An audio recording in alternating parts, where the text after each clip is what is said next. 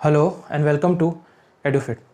तो अब तक हमने प्रोटॉन की डिस्कवरी देख ली थी और इलेक्ट्रॉन की डिस्कवरी देख ली थी। प्रोटॉन की जो गोल्डस्टीन का जो एक्सपेरिमेंट था वो, और जे थॉमसन का जिसमें हमने इलेक्ट्रॉन की डिस्कवरी और उनके चार्ज टू मास रेशियो जो है वो भी हमने देख लिया था। और इसके बाद उनके जो इलेक्ट्रिकल चार्जेस हैं और मासेस कैसे निकले थे वो भी हमने पढ़ लिया था।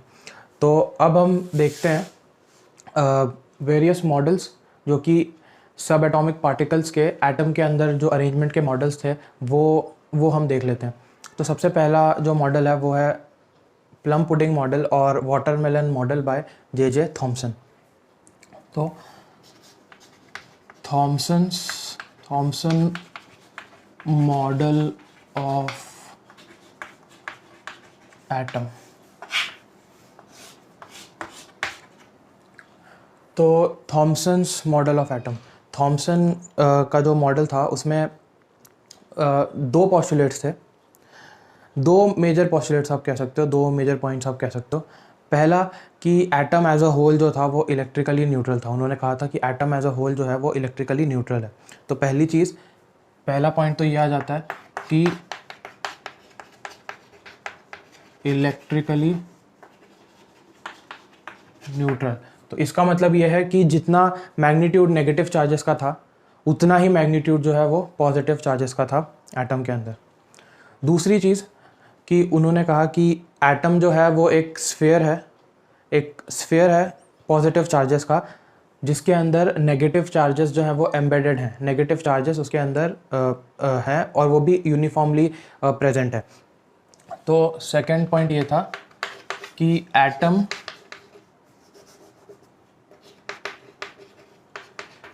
is a sphere of positive charges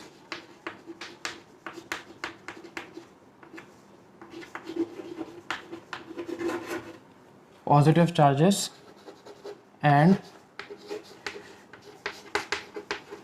electrons are embedded in it।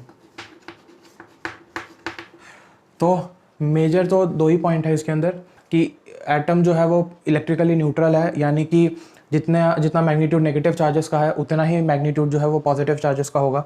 इसके बाद एटम जो है वो एक स्फेरिकल बॉल है पॉजिटिव चार्जेस का, जिसके अंदर नेगेटिव चार्जेस एम्बेडेड हैं। तो इसको प्लम पुडिंग मॉडल या फिर वाटरमेलन मॉडल क्यों कहते हैं?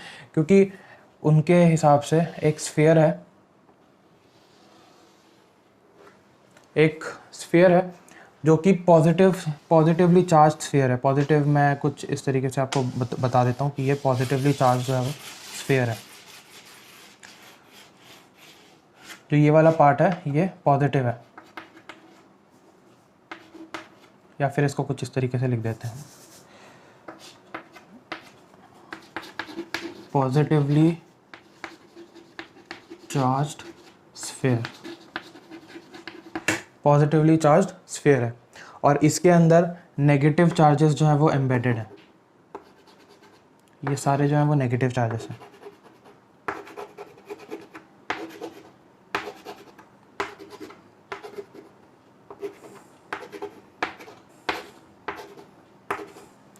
तो ये सारे जो है नेगेटिव चार्जेस है और नेगेटिव चार्जेस जो है वो यूनिफॉर्मली प्रेजेंट है इस पॉजिटिवली चार्ज्ड स्फीयर के अंदर।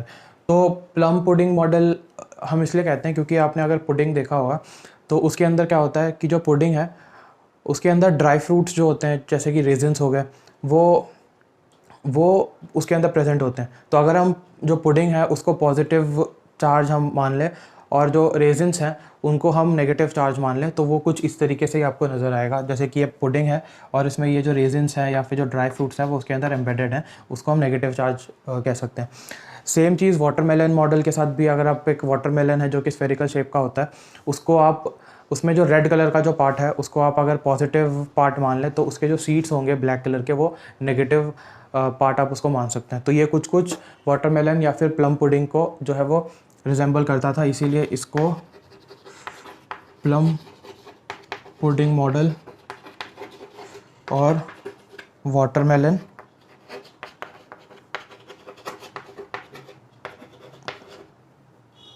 मॉडल प्लम पुडिंग मॉडल और वाटरमेलन मॉडल भी कहा जाता है।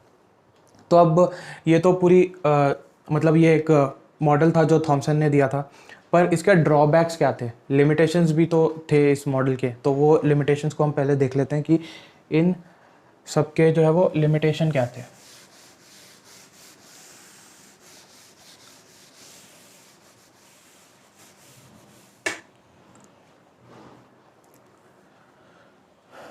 तो पहला लिमिटेशन तो ये था कि थॉमसन ने ये नहीं बताया कि नेगेटिव चार्जेस जो हैं और पॉजिटिव चार्जेस के बीच में इंट्रैक्शन कैसी है, यानी कि पॉजिटिव चार्जेस जो है वो नेगेटिव चार्जेस को किस तरीके से होल्ड करके रखते हैं।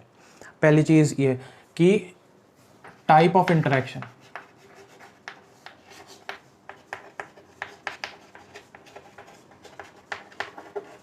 Type of interaction between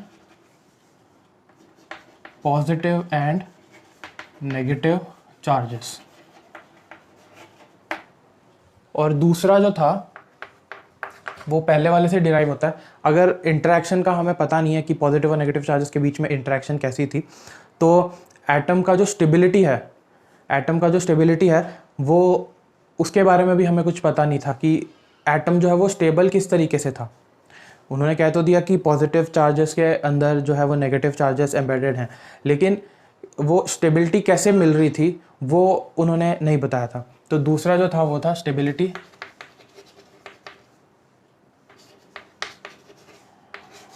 of the atom. तो ये दोनों जो थे वो ड्रॉबैक्स थे। इसके अलावा एक और ड्रॉबैक है जो हम रदरफोर्ड मॉडल जब हम देखेंगे तो उस केस में हम डिस्कस करेंगे कि थॉमसन का एक और ड्रॉबैक जो है वो क्या था।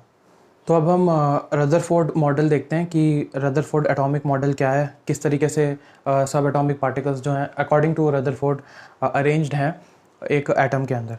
तो उससे पहले हमें रदरफोर्ड स्कैटरिंग एक्सपेरिमेंट, जो कि बहुत फेमस एक्सपेरिमेंट हुआ था, गोल्ड फॉयल एक्सपेरिमेंट भी कहते हैं उसको, वो हमें पहले देखना पड़ेगा। तो Rutherford scattering experiment, Rutherford scattering experiment. तो जो सेटअप था रदरफोर्ड स्कैटरिंग एक्सपेरिमेंट का, उसके अंदर उन्होंने एक रेडियम न्यूक्लियस ले लिया था और उसको एक लेड ब्लॉक के अंदर उन्होंने डाल दिया था। तो रेडियम न्यूक्लियस है यहाँ पर और ये है एक लेड के ब्लॉक के अंदर, रेडियम न्यूक्लियस है ये छोटा सा यहाँ पे, और ये लेड के ब्लॉक के अंदर है। और एक चीज़ समझने वाली ये है यहाँ पे कि जो रेडियम न्यूक्लियस है वो रेडियो एक्टिव है। ठीक, आगे हम पढ़ेंगे कि रेडियो एक्टिविटी क्या होती है, पर अभी के लिए सिर्फ इतना समझ लें आप कि रेडियम न्यूक्लियस जो है वो रेडियो एक्टिव है और यहाँ से जो है अल्फ़ा पार्टिकल निकलता है। अल्फ़ा पार्टिकल यानी कि हम अल्फ़ा पार्टिकल को नोट करते हैं He2 पॉजिटिव। हमें पता है कि हीलियम एटम जो है उसके अंदर 2 इलेक्ट्रॉन्स होते हैं और 2 प्रोटॉन्स होते हैं, 2 इलेक्ट्रॉन्स और 2 प्रोटॉन्स होते हैं। तो अगर हम 2 इलेक्ट्रॉन्स को निकाल देंगे उसके अंदर से तो हमें He2 पॉजिटिव हमें मिलेगा। ठीक, तो इसका चार्ज जो है वो 2 पॉजिटिव चार्ज है, तो इसका मतलब अल्फ़ा पार्टिकल का जो चार्ज क्या होगा वो पॉजिटिव होगा। सेकेंडली, हीलियम का जो मास है वो होता है 4 AMU और इसको हम कहते हैं कि एटॉमिक मास यूनिट या फिर यूनिफाइड मास। तो 4 AMU का होता है अल्फ़ा पार्टिकल। तो उन्होंने किया क्या कि यहाँ से जो है हीलियम, यहाँ से जो है अल्फ़ा पार्टिकल निकले और उसको उन्होंने, मतलब तो वैसे तो बहुत सारे डायरेक्शंस में ये निकल रहे थे, उन्होंने क्या किया, यहाँ पर एक स्लिट लगा दिया, एक स्लिट लगा दिया। स्लिट इसलिए ताकि जो अल्फ़ा पार्टिकल का जो रेज है वो यहाँ से निकल रहा है उसको एक बीम में कॉन्सेंट्रेट कर सके।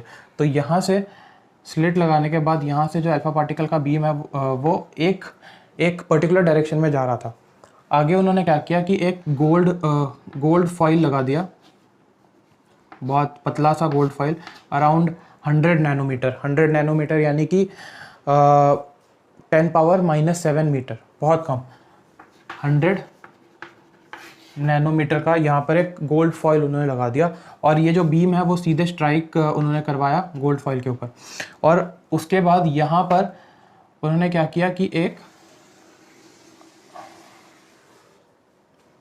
सेकेंड, हाँ, उन्होंने एक स्क्रीन लगा दिया, फ्लोरोसेंट स्क्रीन जिंक सल्फाइड का। यहाँ पर उन्होंने जिंक सल्फाइड का फ्लोरोसेंट स्क्रीन लगा दिया। तो ये जो है ZNS का स्क्रीन है, ZNS स्क्रीन है। ये जो है ये गोल्ड फॉइल है, गोल्ड फॉइल। ये लेड ब्लॉक है, और ये जो है ये रेडियम न्यूक्लियस है।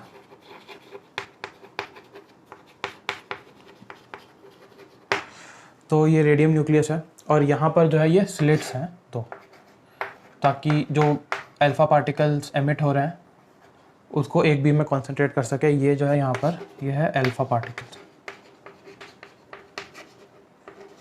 Alpha particles. तो ये पूरा सेटअप था। और गोल्ड फॉइल से टकराने के बाद बहुत सारे अल्फ़ा पार्टिकल्स जो हैं वो अलग अलग डायरेक्शन में डिफ्लेक्ट हो गए थे। कुछ यहाँ पे, कुछ यहाँ पे, कुछ यहाँ पे, ऐसे। और इन डिफ्लेक्शंस को ऑब्जर्व करने के लिए ही यहाँ पे जो है ZNS का स्क्रीन लगाया गया। जैसे कि हमने कैथोड रे एक्सपेरिमेंट में भी देखा था कि इलेक्ट्रॉन्स जो है उनको हम ऑब्जर्व नहीं कर सकते, पर उनके इम्पैक्ट को हम देख सकते हैं, उनके इम्पैक्ट को हम ऑब्जर्व कर सकते हैं। तो ऐसे ही इन पार्टिकल्स को ऑब्जर्व करने के लिए ZNS का स्क्रीन लगाया गया, जो कि एक फ्लोरोसेंट स्क्रीन है। और यहाँ पर इसको मैं रब कर देता हूँ।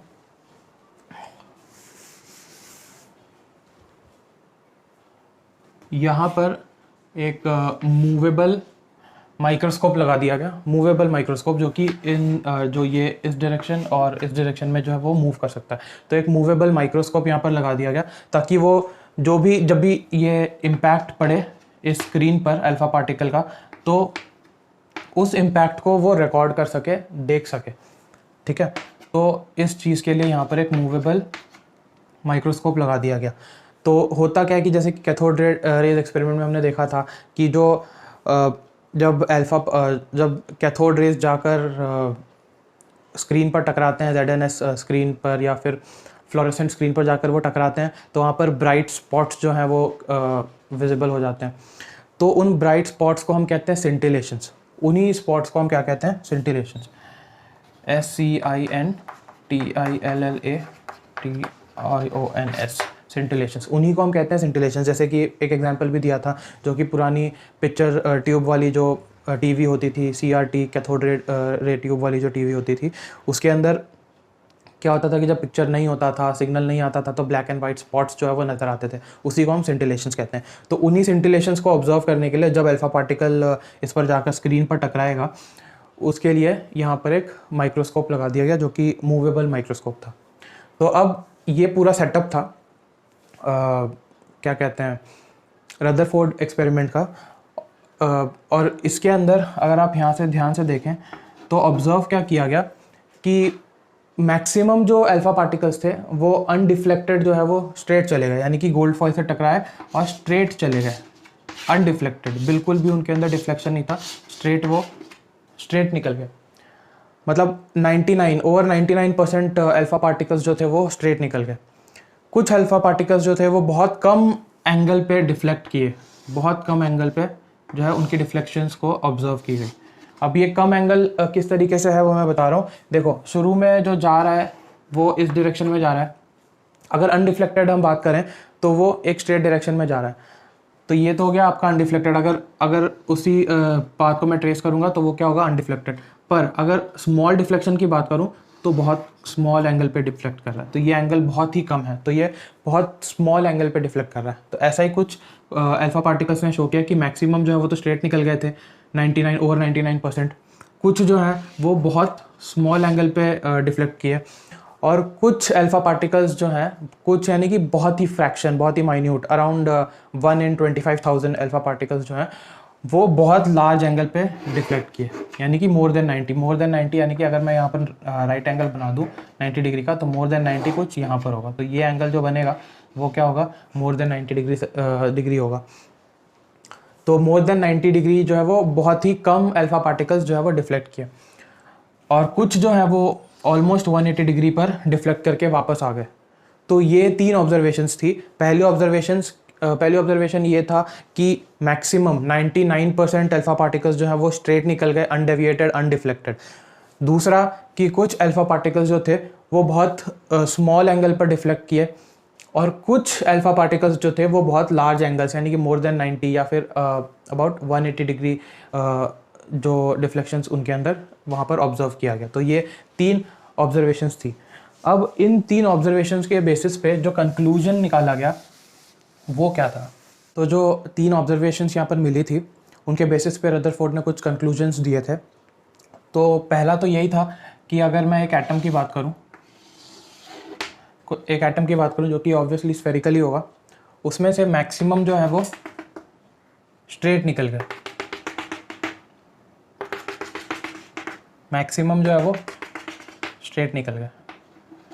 कुछ जो है वो स्मॉल एंगल पे डिविएट कर गए, और कुछ जो है वो बहुत ही लार्ज एंगल पे डिविएट कर गए। तो मैक्सिमम जो है वो स्ट्रेट निकल गए, कुछ जो है वो बहुत स्मॉल एंगल पे डिविएट कर गए, और कुछ बहुत लार्ज एंगल पे डिविएट कर गए। तो इसका मतलब ये होता है कि एटम जो है वो एम्प्टी स्पेस है, एटम के अंदर बहुत ज़्यादा वॉल्यूम जो है एटम का वो एम्प्टी है, खाली है। तो इसीलिए मैक्सिमम जो है वो स्ट्रेट निकल गए। दूसरी चीज़ ये कि अगर कम एंगल पे जो डेविएट कर रहे हैं वो किसी ना किसी मैटर के साथ इंटरेक्ट कर रहे हैं, उनकी इंटरेक्शन बहुत कम हो रही है, और वो इंटरेक्शन कुछ रिपल्सिव नेचर की है। रिपल्सिव नेचर की मतलब अगर पॉजिटिव चार्ज है हीलियम एटम के ऊपर, या फिर अल्फा पार्टिकल जो है पॉजिटिवली चार्ज है अगर, तो जो जिस मैटर के साथ वो इंटरेक्ट कर रहा है वो भी पॉजिटिवली चार्ज है। तो एक रिपल्शन हम कह सकते हैं, या फिर एक रिपल्सिव इंटरेक्शन हम कह सकते हैं। क्योंकि अगर वो अट्रैक्टिव होता तो वो जाके सीधे उसको अट्रैक्ट कर जाता, अगर नेगेटिवली चार्ज होता जो मैटर है वो सीधे जाके उससे अट्रैक्ट कर जाता। लेकिन यहाँ पर कुछ रिपल्सिव इंटरेक्शन हो रही है, इसीलिए वो डिफ्लेक्ट हो जा रहा है। तो यहाँ पर जो इंटरेक्शन है वो बहुत कम है, इसीलिए बहुत स्मॉल एंगल पे वो डिफ्लेक्ट हो रहा है। लेकिन कुछ जो कि जैसे कि मैंने बताया था कि 1 in 25,000 अल्फा पार्टिकल्स, यानी कि बहुत कम फ्रैक्शन अल्फा पार्टिकल्स के जो कि बहुत लार्ज एंगल्स पे डिफ्लेक्ट किए, उनकी इंटरेक्शन जो है उस पार्टिकल के साथ बहुत ज़्यादा थी, हेड ऑन थी। हेड ऑन यानी कि यहाँ से अल्फा पार्टिकल आए और यहाँ पर एक पार्टिकल है, तो वो बिल्कुल हेड ऑन इंटरेक्शन थी। तो हेड ऑन इंटरेक्शन के वजह से उनका जो डिफ्लेक्शन था वो बहुत ज़्यादा था। तो यहाँ से ये चीज़ हम कह सकते हैं कि जिस पार्टिकल के साथ एक्चुअली में वो अल्फा पार्टिकल इंटरेक्ट कर रहे थे वो पॉजिटिवली चार्ज थी, और यहीं से न्यूक्लियस का कंसेप्ट जो है वो आया कि एटम जो है, अब इस फिगर को अगर हम ध्यान से देखें तो इसके अंदर हम कह सकते हैं कि ये पूरा एटम है, ठीक, जिसके अंदर बहुत ज़्यादा जो है एम्प्टी स्पेस है, और सेंटर में जो है वो न्यूक्लियस है। सेंटर में जो न्यूक्लियस है जो कि पॉजिटिवली चार्ज है। पॉजिटिवली चार्ज क्यों है? क्योंकि जो डिफ्लेक्शंस नोटिस किए गए थे, ऑब्जर्व किए गए थे, वो इस पॉजिटिव चार्ज के वजह से ही था। और ये जो अल्फा पार्टिकल है ये भी पॉजिटिव चार्ज था, तो दोनों की जब इंटरेक्शन हुई तो वो कुछ रिपल्सिव टाइप इंटरेक्शन थी, और इसीलिए जो अल्फा पार्टिकल्स थे वो डिफ्लेक्ट कर गए थे।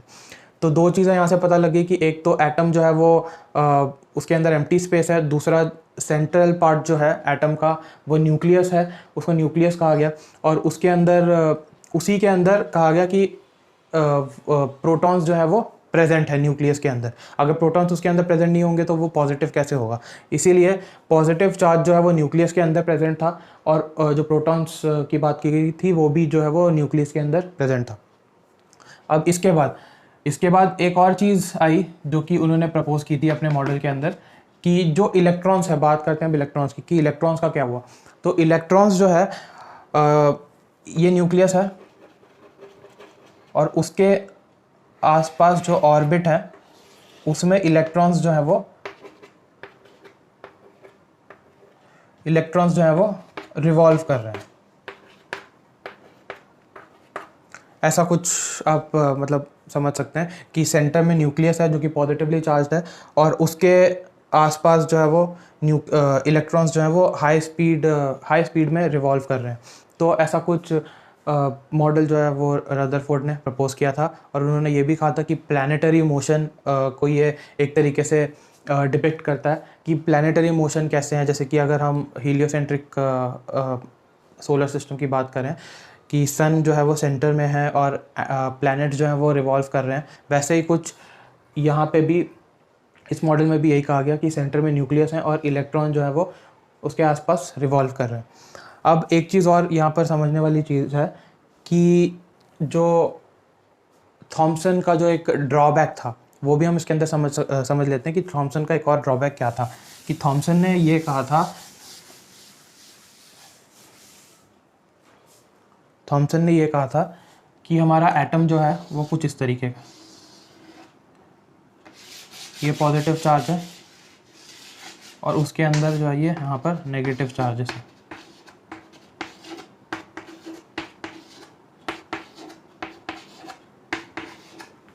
पॉजिटिव चार्जेस हैं, नेगेटिव चार्जेस हैं, ये थॉमसन ने कहा था। और साथ ही साथ एक चीज़ और भी कहा था कि जो एटम है वो इलेक्ट्रिकली न्यूट्रल है एज अ होल।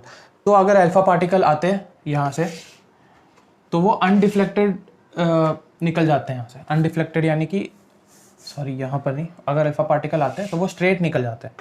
स्ट्रेट इसलिए निकल जाते हैं क्योंकि यहाँ पर इलेक्ट्रोस्टैटिक इंटरेक्शन आप अगर देखें, यहाँ पर पॉजिटिव चार्ज भी है, नेगेटिव चार्ज भी है, तो वो आपस में एक दूसरे को न्यूट्रलाइज कर रहे हैं। अगर आपस में एक दूसरे को न्यूट्रलाइज कर रहे हैं तो पॉजिटिव चार्ज जो है उतना ज़्यादा यहाँ पर इफेक्ट में नहीं है, उतना ज़्यादा इन्फ्लुएंस नहीं कर रहा। जैसे कि रदरफोर्ड मॉडल के अंदर अभी हमने देखा कि पॉजिटिव चार्ज जो है वो पूरी तरीके से सेंटर पे कॉन्सेंट्रेटेड है, तो जो भी अल्फा पार्टिकल अगर सेंटर की तरफ बढ़ रहा है तो वो उन दोनों के बीच में रिपल्शन हो रही है और अल्फा पार्टिकल डिफ्लेक्ट कर जा रहा है। लेकिन यहाँ पर क्या होता कि नेगेटिव चार्जेस भी वहीं पर हैं और पॉजिटिव चार्जेस जो हैं वो भी वहीं पर है, तो इसके अंदर जो नेट पॉजिटिव चार्ज होता वो बहुत ही कम हो जाता। नेट इलेक्ट्रिक फील्ड जो होती है उसके अंदर बहुत ही कम हो जाती। इसीलिए अल्फा पार्टिकल मैक्सिमम जो है वो अनडिफ्लेक्टेड निकल जाते या तो बहुत ही कम एंगल पे डिफ्लेक्ट करते। तो ऐसा कहीं कुछ नहीं हुआ जब रदरफोर्ड ने एक्सपेरिमेंट किया था। तो इसीलिए ये भी एक ड्रॉबैक था थॉमसन मॉडल का कि ये जो पिक्चर थॉमसन ने बताया था वो एक्चुअली में पॉसिबल नहीं था, क्योंकि हमने देखा कि मैक्सिमम तो पार कर गए थे लेकिन डिफ्लेक्शंस भी हमें 1% के आसपास तो मिले ही थे। तो यहाँ पर वो ये मॉडल जो है वो एक तरीके से फेल हो जाता था। तो अब हमने थॉमसन का लिमिटेशन देख लिया, रदरफोर्ड मॉडल भी देख लिया। अब हम देखते हैं कि रदरफोर्ड मॉडल के जो लिमिटेशंस थे वो क्या थे। तो सबसे इम्पॉर्टेंट लिमिटेशन जो है इसके अंदर यही है,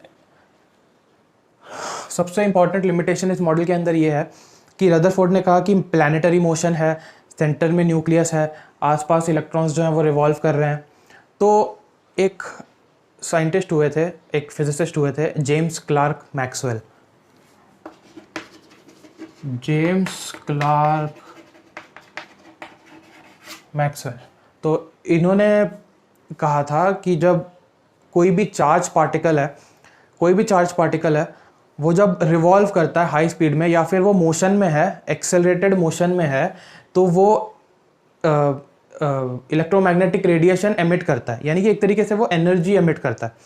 तो यहाँ पर मोशन में क्या थे हमारे इलेक्ट्रॉन्स, जैसे कि रदरफोर्ड ने बताया कि सेंटर में हमारा न्यूक्लियस है जो कि पॉजिटिवली चार्ज है। इसको मैं कुछ इस तरीके से बना देता हूँ। सेंटर में न्यूक्लियस है जो कि पॉजिटिवली चार्ज है just because of the presence of protons. इसके बाद जो इलेक्ट्रॉन्स हैं वो आसपास ऑर्बिट्स में जो है वो प्लैनेटरी ऑर्बिट्स, जैसे कि रदरफोर्ड ने कहा था, उसके अंदर वो मूव कर रहे हैं। इलेक्ट्रॉन्स जो है वो मूव कर रहे हैं हाई स्पीड में। तो जब इलेक्ट्रॉन्स हाई स्पीड में मूव कर रहे हैं तो ऑब्वियसली वो इलेक्ट्रोमैग्नेटिक रेडिएशंस एमिट कर रहे होंगे एज पर मैक्सवेल, यानी कि एनर्जी जो है वो एमिट कर रहे होंगे। तो एक टाइम ऐसा आएगा कि मूव करते करते जो एनर्जी होगी इलेक्ट्रॉन की वो ख़त्म हो जाएगी। जो इलेक्ट्रॉन एनर्जी पोजेस कर रहा है वो ख़त्म हो जाएगी और वो सीधे ही स्पाइरली जो है वो अंदर आ जाएगा न्यूक्लियस के, क्योंकि ये नेगेटिव चार्ज है, ये पॉजिटिव चार्ज है। एक टाइम पे इसका जब एनर्जी जो है वो ख़त्म हो जाएगा तो वो स्पाइरली जो है वो जाके सीधे टकरा जाएगा न्यूक्लियस से। और जब कोई पॉजिटिव चार्ज और नेगेटिव चार्ज जब आपस में मिल जाते हैं तो वहाँ से सिर्फ एनर्जी रिलीज़ होती है और मैटर जो है वो एक तरीके से ख़त्म हो जाता है। मैटर जो है वो एक तरीके से ख़त्म हो जाता है। यहाँ पे भी होगा कि अगर नेगेटिव और पॉजिटिव चार्जेस मिल जाएंगे तो एक एनर्जी रिलीज़ होगी और एटम जो है वो एग्जिस्ट ही नहीं करेगा। तो इसका मतलब मैं आप कोई भी एग्जिस्ट नहीं करेगा, मैटर जो है वो एग्जिस्ट ही नहीं करेगी इस यूनिवर्स के अंदर। तो ये जो चीज़ थी जो कि रदरफोर्ड ने कहा था कि प्लानिटरी मोशन के अंदर प्लानिटरी ऑर्बिट्स की तरह जो एक रिवॉल्विंग मोशन है वो इलेक्ट्रॉन्स की होती है प्रोटॉन्स के sorry nucleus positively charge nucleus के अगल बगल। तो वो एक तरीके से सही नहीं था, वो एक लिमिटेशन था। दूसरा लिमिटेशन क्या था कि जो इलेक्ट्रॉन्स हैं उनका जो ऑर्बिट है, इलेक्ट्रॉन्स जिस ऑर्बिट में वो मूव कर रहे हैं उन ऑर्बिट के अंदर इलेक्ट्रॉन्स की जो अरेंजमेंट है उसके बारे में रदरफोर्ड ने कुछ नहीं कहा था। जैसे कि हम आगे जब बोहर मॉडल पढ़ेंगे या फिर और भी आगे जब हम क्वांटम नंबर्स पढ़ेंगे तो उसके अंदर पता लगेगा कि जो इलेक्ट्रॉन्स की अरेंजमेंट है हर ऑर्बिट के अंदर वो किस तरीके से है। ये चीज़ रदरफोर्ड ने नहीं बताई थी कि एक ऑर्बिट के अंदर कितने इलेक्ट्रॉन्स हैं, 2 हैं, 4 है या 5 है या 6 है। तो इस चीज़ के बारे में ये जो पिक्चर था वो क्लियर नहीं था। तो ये 2 लिमिटेशंस थे रदरफोर्ड मॉडल के।